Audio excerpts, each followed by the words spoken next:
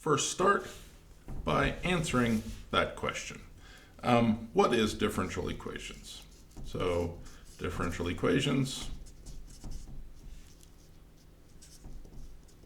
what is it? Basically, differential equations are equations that involve differentials, as you might guess. What's a differential? A differential is just a derivative. So for example, if we say dy dx, you should already know from your calculus courses what dy dx is. Don't get confused. In this course, we'll use several different ways to denote this. We also often say something like this, right? Just to denote that this is the derivative, right? Or sometimes we call this the slope, because this is the slope of a line. All right, we also sometimes call this y prime, where this prime means we're taking the derivative. In physics, sometimes we call this y dot. All right, so all these things mean the same thing. These are all asking what the slope is. So maybe it's easier to understand and get an understanding of what differential equations by actually looking at some of the very simplest of these equations. So let's say our differential equation is dy dx. Let's just say it equals 1. So let's say this is our very first differential equations, right? In this course, I think it's important to also focus on and get a feel for how to say, how to speak out loud, how to describe these equations in words. If you can describe these equations in words, then often that allows you to see the answers much more easily. So that's one thing we'll try to do throughout these videos. So this is saying the slope of a function, right? So I need y of x to equal some kind of function where the slope is 1, and the slope is always 1. All right, you've probably already guessed what kind of function this might look like. Well, slope is just rise over run, so we need some kind of function where the slope is rise over run is 1. So if this is x and this is y of x, that means this has to be your function, right? So my function is just going to be y of x equals x. That's certainly good, right? Because it always has the slope of 1. And furthermore, if we took the derivative, right? If we take the slope, if we take the derivative of x, so if we take d dx of x, of course it equals 1 and gives us our answer back. So this looks exactly like taking a derivative. You might also be saying, well, yeah, that's one answer, but couldn't we have other answers? For example, why couldn't we have this line or this line? Those are also perfectly good answers. For example, this could be, and I'll draw this in a box, plus 1 or minus 5 or any other number we wanted there. So in that case, we need to denote this, and we typically denote this by saying plus some constant. So we'll say y of x equals x plus c. And we don't know what that c is to start off with. That's just a constant. And if we want to know what that constant is, then we need to know some other information. All right? So for example, I could tell you that at y at x equals 0, right? And then I could plug that in an equation and find that c equals 0. Or y at 0 equals 1, and then I could describe which of these families of lines there is. Okay? Let's think about a little bit more interesting, a little bit more complicated example. This is just a constant. This is called the constant coefficient differential equation. But we could also have a differential equation instead of just that constant. Let's say d dx of y, let's say now that it equals x. All right, this is an interesting equation.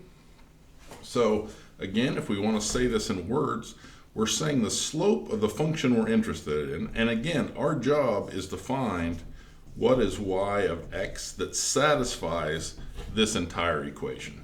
All right, that's our job in a differential equation, is to find the function that actually works. So we can look at this graphically, for example. and say, I need a function whose derivative is equal to x. So if we have x and we have y, right? So at x equals 0, right, I need the slope to be 0. So at this point, right, along this axis, I need the slope, and remember, slopes just rise over run. I need the slope to be 0. So it's flat, right? The rise is 0, the run is whatever. What about at x equals 1? At x equals 1, I need the slope to be 1. And at x equals 2, I need the slope to be 2. So what kind of function looks like this? Well, a function like this, right? Because here the slope is flat, here the slope is 1, here the slope is 2, right? So I need this kind of increasing function. And some of you might have already guessed that this function looks something like x squared, all right? How do we get that? Well, this will be the new trick that we have inside differential equations. And that new trick is, you know, before from algebraic equations, all the tricks we can do with complete the squares and multiply both sides by 1 and all these algebraic moves we have. The new move we have is this. And that is to say, if we have a function, and let's call it f1 of x, right? And if that function equals f2 of x, right? Already this is a little bit of a strange way to write things, right? Because f1 equals f2. These are exactly the same functions. And if these are exactly the same functions, I can say that the integral of f1 has to be equal to the integral of f2, right? That's just like saying here, this is a function. Well, the integral is the area under the curve, so that if this is the area under that curve and the two functions are the same, the area under the curve has to be the same. So I can integrate both sides of any equality like this, all right? So let's try that with our equation here, okay? If we try that, and I'll put this in a box, because this is one of the new primary moves that we're going to be able to make once we move from calculus into differential equations, is this move that we can integrate both sides of an equation, okay? So let's try this. We have dy dx equals x. I'm just rewriting this equation here, all right? Well, if these two things are equal, that means I can do the integral over dx has to be equal to the integral over dx, right? Just like we said here, if the two sides of the equal signs are indeed equal, then I should be able to integrate over the same variables and over the same bounds, right? It's understood here that these are over the same bounds. Okay. So now let's look at this equation and see if we can solve this equation. This is interesting. On the left-hand side here, we're basically saying the integral of the derivative. And this is why integrals and derivatives are sometimes referred to as anti-integrals and anti-derivatives, if you want to say. They basically undo one another, right? So the integral of the derivative is just the function. So you might see this move. That's also allowed, but just realize that sometimes treating these like normal numbers and normal fractions can get you into trouble. But realize that the integral of the derivative is going to give you the function back. So this is just the integral of dy, so this is just y. What's this side?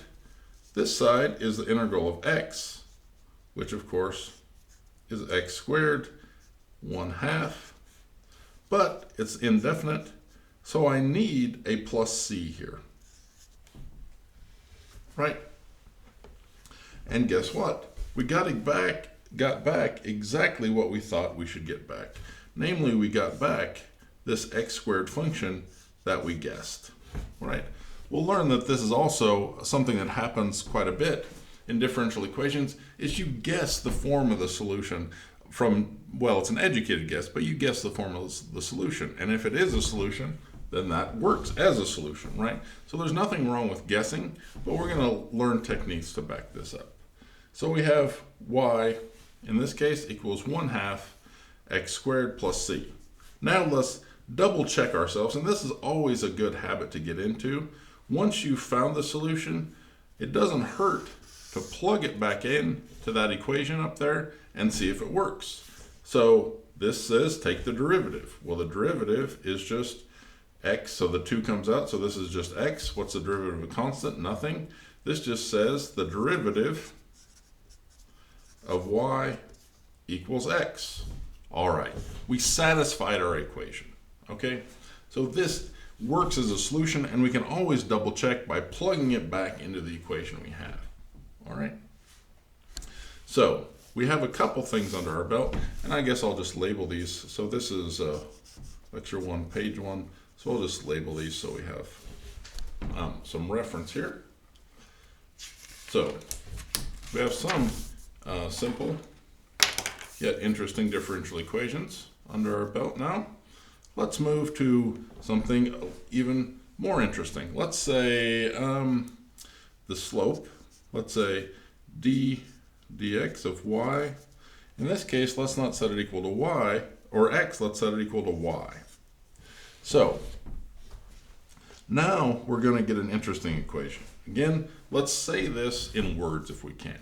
This is saying the derivative of a function equals the function itself. That's to say that the function is its own derivative. So some of you might already know the answer to this, and this is what's special. Let's label this 1, 2 before we get started. This is what's special about e to the x. All right? E to the x, or sometimes we write this as exp of x, right? These mean the same thing. exp of x, and this will come up all the time in differential equations because you're referring to functions and their derivatives. And when a function equals its own derivative, then you're going to be almost ensured that e to the x is going to happen somewhere. All right? So e to the x is the solution to this equation. How do we get there? Well, we can use our same definitions as we did before, right? And I'll draw this. I can draw this. I mean, e to the x just has a form that looks like this. E to the x is interesting because at every point, so x, so this is x and this is y. So x is 0, y is 0. What's the slope of e to the x? 0. So the slope of the function is the function, right? At 1, what's the slope? So the slope of the function at 1 is 1. What's the value of function at 1? 1. All right? So this is the interesting thing about e to the x. This is what makes it special, and this is why it comes up all the time in differential equations. We can, of course, play our same trick that we did before. We want to integrate both sides. But, yes, that's our new trick, but we can still use all our old algebraic tricks. So that means I can say dy dx times 1 over y equals 1, right? All I've done here is just move this y and divide it on both sides. Once I've done that, I can do my integration. dx, okay? So this is going to give me the integral of 1 over y dy equals the integral of dx. And, right, remember your calculus here? This is the natural log of the absolute value of y equals x. Be careful, right? We got to get into this habit. But remember, this can be any constant because when I take the derivative, that constant is going to go away. I'm going to lose that piece of information. So once I've done that, right, now I can use my trick and take e, right? So e to both of these sides has to be equal. I can always take the exponential. And e to the log of y just equals y. And e to the x just equals e to the x, e to the c, right? This is how powers work. And e is just a number, right? And c is just a number. So a number, which is a constant, to a number, which is a constant, is just a constant. So this equals a constant times e to the x. All right? Be careful when you make this move here. This is okay, but realize that these two different c's are two different numbers. So it's probably better to call this C1 and C2. They're both constants, but they're different constants. Namely, c2 in this case is e to the c1. So now we have our equation, and if I told you an initial condition, right? So for example, if I told you y of 0 was 0, then this would just go to 1. Then I get my function back out. And what function do I get back out? Well, I get this definition here, right? So I got back the very equation that I thought I would get back. And this is an important kind of situation, right? And again, we can double check. Let's double check by going back to our initial equation here. So if we go back to our initial equation and plug that in, we say dx of e to the x equals c e to the x. Well, what's the derivative of e to the x? It is just e to the x. So of course, check mark, this is true, and our solution is indeed a solution to this differential equation. All right. So now we've already gone through 3 pretty simple examples, right? But these examples will keep coming up over and over and over again, okay? Now that we have a couple of, and those 3 examples were just shown here. We set it equal to a constant, we set it equal to x, and we set it equal to y, right?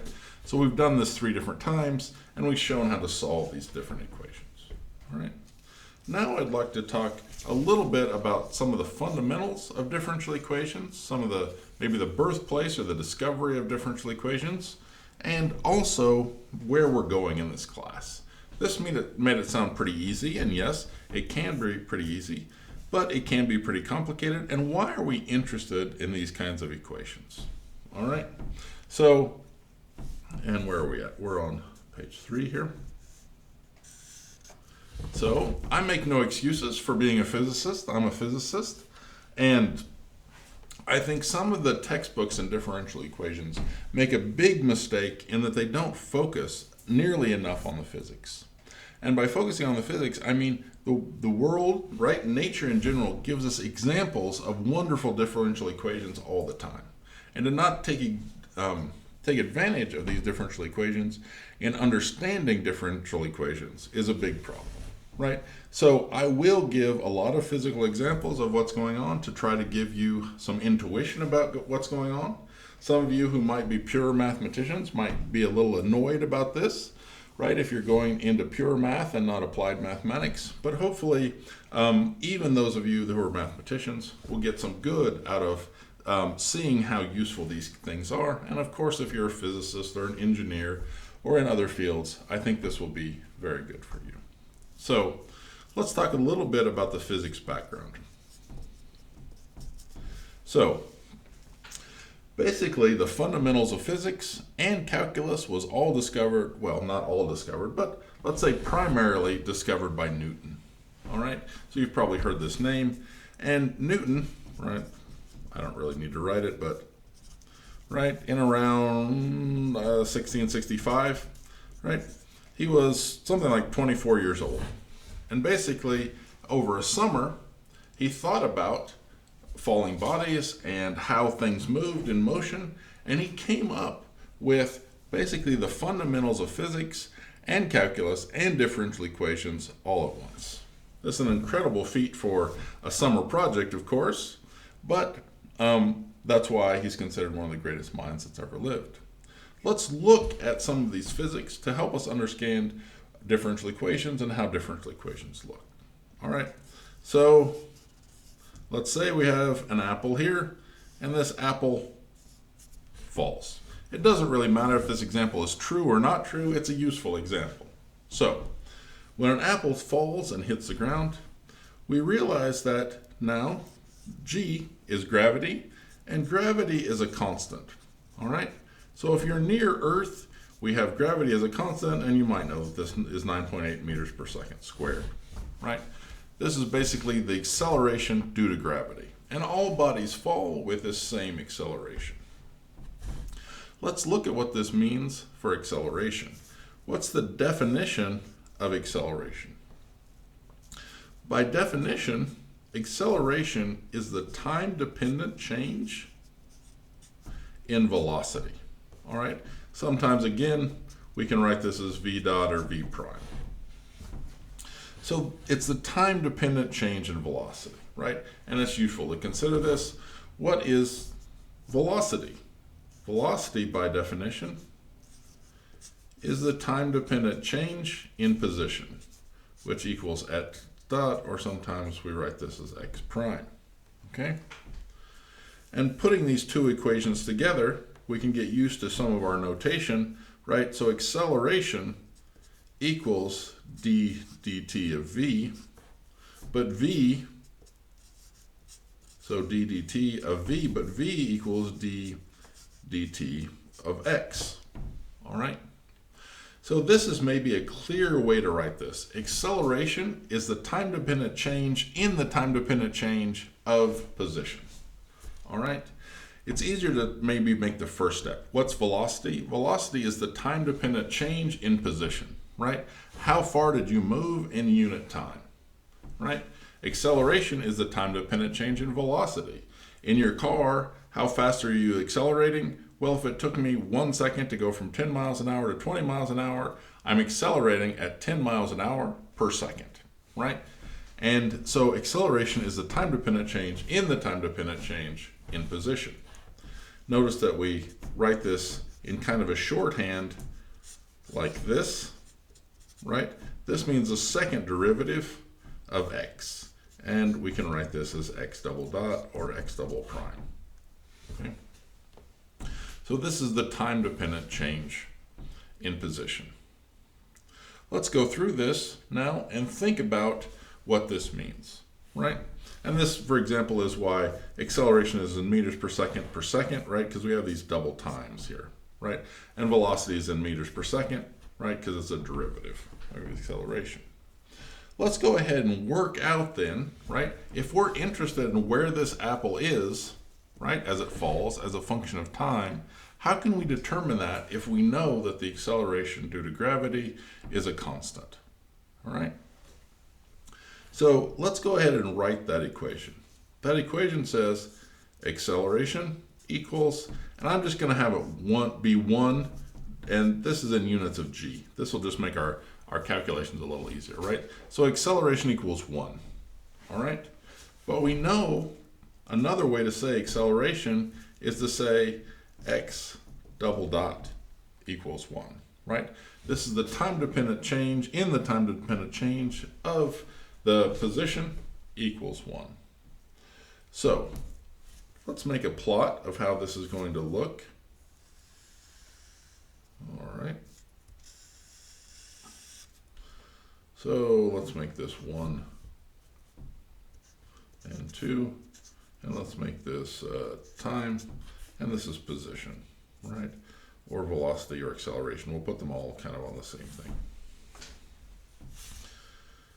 And let's make this 1, and let's make this 2. So, well, I didn't do my axes perfect there, but we'll get by. So, what's acceleration? Well, acceleration is just 1. So I can just go ahead and draw my line here. Whoops, right? So this is acceleration as a function of t, okay? What's my velocity going to be, okay? Velocity, right, equals, so the change in velocity equals acceleration, right?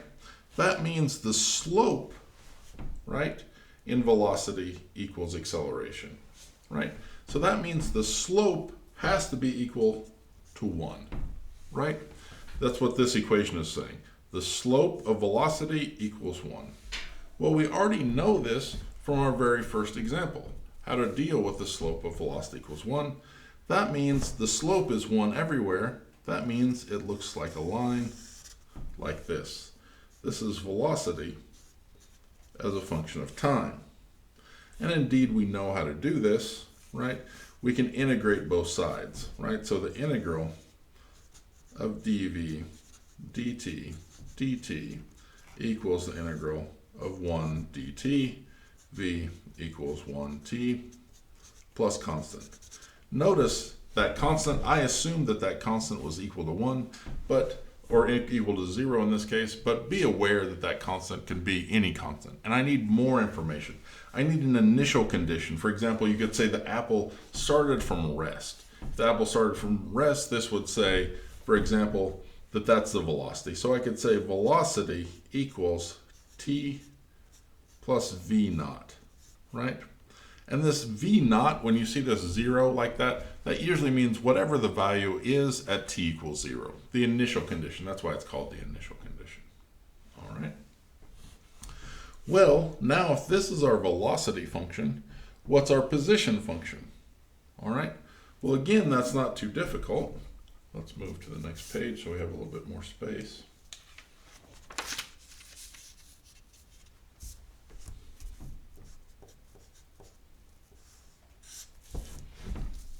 See that we can still see this a little bit. Let's scoop this. Yeah, that's okay. So we have velocity equals t plus v naught. And I'll leave the g there. Remember, g is just a number. G is just 1, but it'll be handy to have that when we get done. Okay? We know by definition that this has to equal d dt of x. So again, we can play our same trick and integrate both sides. So the integral of whatever the acceleration times the time was, plus velocity times dt, or evaluated over dt, right, has to equal the integral of dx dt. And when we do this, this integral is just 1/2 at squared plus v naught t plus, don't forget, I need another constant. Each time I take an integral like this, each time I take an antiderivative, I'm going to add, I need another constant, right? Each level I lose a bit of information, right? So I'll have a constant, and this constant is actually the position at 0, right? And this just goes to x. Okay, so if you've taken any kind of physics course at all, any kind of, even in high school, junior high, you've probably seen this equation. Position equals x naught plus v naught t plus 1/2 at squared, right? So this equation comes up all the time, and hopefully you've seen this equation. And now we know how to get this equation. And this is one thing that's nice about differential equations. When you actually start to understand differential equations, you can stop memorizing equations that may or may not make any sense. You can actually derive those equations for yourself. So let's continue on then and look at this a little bit more. Let's actually go back to our graph and see what this looks like. This is 1/2 at squared, and so at 0, this is 0. At 1, this is 1/2. At 2, this is 2. At 3, this is 4.5, right? So this function looks something like this. So this is x of t when we go ahead and look at this. All right. So this all seems pretty easy, no problem, but I don't want to give you the impression that it's always this simple, right? This can start to get very difficult. Let's, for example, instead of thinking about an apple falling, let's think about launching, right? Let's launch a rocket. Okay. Newton says F equals ma. You've probably heard this, right? And we know that A just equals x double dot, so m x double dot equals the force. But what forces are acting on this rocket? Well, it's burning gas and it has a thrust. So T. Okay, easy enough. I know how to solve this. You know how to solve this. This is just a number as something accelerates. But we have a problem. There's other things acting on this. For example, this is the thrust pushing out, but it has gravity pulling back down, right? The thrust is pushing up, but gravity, right, this is the surface of the earth, right, is pulling back down. So we have gravity times the mass of the Earth times the mass of the rocket divided by x squared, right? So this equation was easy, but now it got much more difficult. Because now I'm saying the derivative of a function equals a number minus 1 over that function squared. You can imagine that's not going to be as easy to come up with as just x squared or e to the x. And of course it gets worse than that because there's air here on Earth. What's the force of air? Well, it usually is considered to go something like the coefficient of drag times x dot, this is the velocity, squared, right? So this means we can have higher order equations, right? This is a second order, an x double dot. We can have nonlinear equations, and we can have it depend on multiple derivatives. And you might have caught me here already and said, what do you mean the mass of the rocket? The rocket is burning fuel, and the fuel is part of the mass of the rocket, so the rocket is also getting lighter. So we can say the mass of the rocket, right? The change in the mass of the rocket, this is m dot, equals something like minus the burn rate. This is how much the rocket is changing. And so now I have two differential equations that are linked together. These are called coupled differential equations, right? And in physics, we'll often say that you end up with higher order, nonlinear, coupled differential equations, right? And we'll learn how to solve a whole variety of these kinds of differential equations. Okay. I would like to take a second now to look more in this graph to kind of get a graphical sense, a feel for what's going on in this case, okay? So to get a feel for what's going on in this case, I'm going to use one of the tools that I'll use often in this class. Let's switch over here real quick. Right? This tool is called Desmos. And all the tools I'm going to use are going to be free tools. This one you can just Google search for Desmos. It is an online graphical tool, and it's a very powerful tool and very handy in many respects. For example, I can just say y equals x, and you see it plots y equals x. I can grab this graph, I can move it around, I can zoom in, I can zoom out. I can also say y2 equals x times x. It'll plot that. I can say y3 equals y minus y2, right? And it'll plot these differences, okay? So I can do mathematics and plotting all on the same kinds of graphs. But what we want to look at is our specific example. Remember from that last page of our notes that we had, for example, acceleration. So let's just call it a of x. Acceleration as a function of x just equaled 1g. So this is our equation. So in this, our bottom axis will be time, our vertical axis will be the function. What was velocity? Velocity of x, and realize that I'm just substituting x for t just so that the plot can deal with it a little bit more easily, right? This, and I'm going to assume it was dropped from, started from 0, right? Just to make our life a little bit easier. So velocity just equals time, right? As you remember below. So this line, it started at 0, and now the velocity is increasing, increasing, increasing. And in the end, we'll say p for position of x equals 1/2 times acceleration times 1, right, times x squared. So we have 1/2 x squared. So this is our acceleration, our velocity, and our time. Desmos is nice because I can, of course, turn these off if I wish. Let's think about how these graphs are related to one another. All right? So remember that acceleration is the derivative of velocity. All right? So that means acceleration, which is this flat line, has to be the derivative of velocity, which is, and I'll turn off position. All right? So it has to be the derivative of this line, and derivative just means the slope. So that means that this has to be the slope of that everywhere. So what's the slope of this line at 0? Well, the slope, the rise over the run, is just 1/1. It's 1. Great. What's the slope at point 2? Well, it's 1/1. It's just 1. So this line is always the slope of that line. That's what it means to be the derivative. But remember, integrals are antiderivatives, or integrals are antiderivatives, and derivatives are anti-integrals if you want to think about it that way.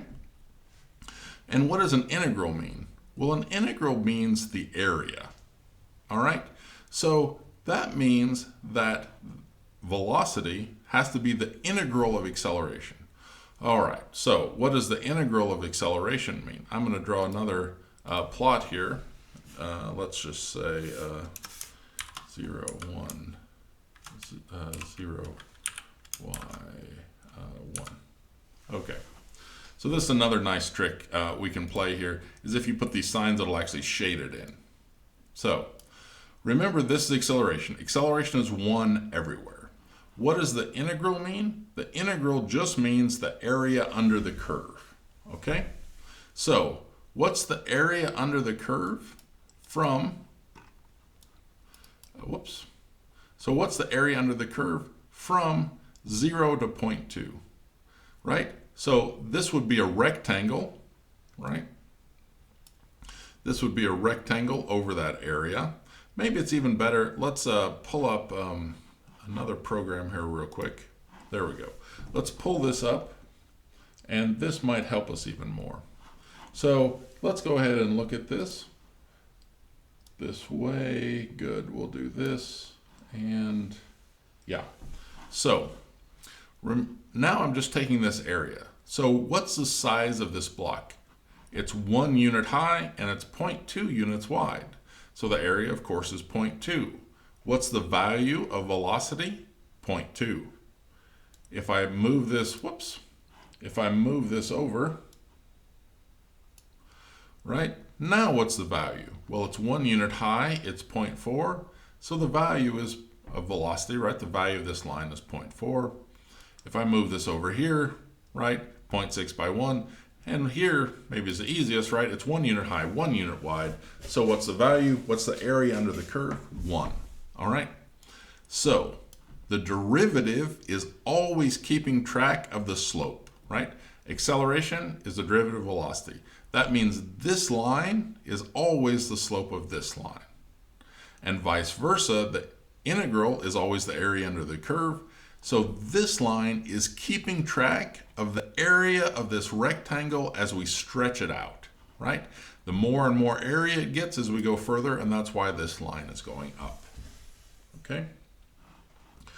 Now, what about the next level, where we want to talk about the position, right? So if we have the acceleration, let's turn this on. So if we have the acceleration, and let's turn this off, and we have the position, let's turn that on. And now we'll do our same trick here. We'll call this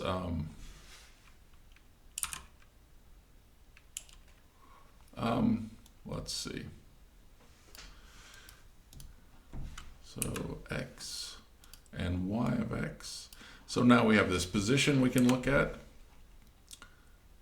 I'm not sure why that is not working.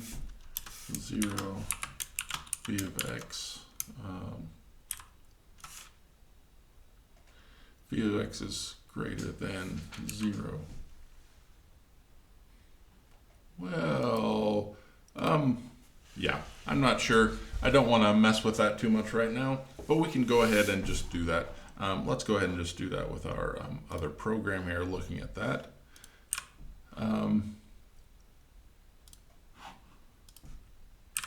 So instead of a rectangle, let's draw a triangle, and let's flip this guy horizontal. Good.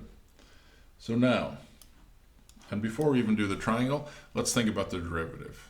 Remember that the velocity is the derivative of the position.